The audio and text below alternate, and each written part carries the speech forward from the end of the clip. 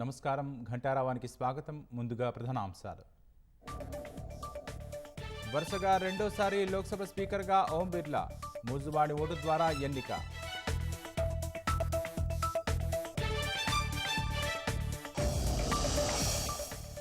ఓం బిర్లాకు శుభాకాంక్షలు తెలిపిన మోదీ, రాహుల్ సభ సజావుగా నడపడంలో సభ్యులు సహకరిస్తారని విశ్వాసం.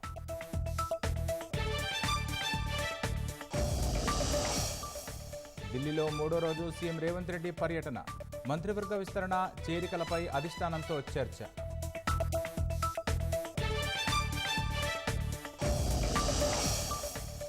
రాష్ట్ర ప్రభుత్వ ప్రతినిధిగా జితేందర్ రెడ్డి బాధ్యతలు. నిధుల సాధనకు తమ వంతుగా కృషి చేస్తానని వెల్లడి.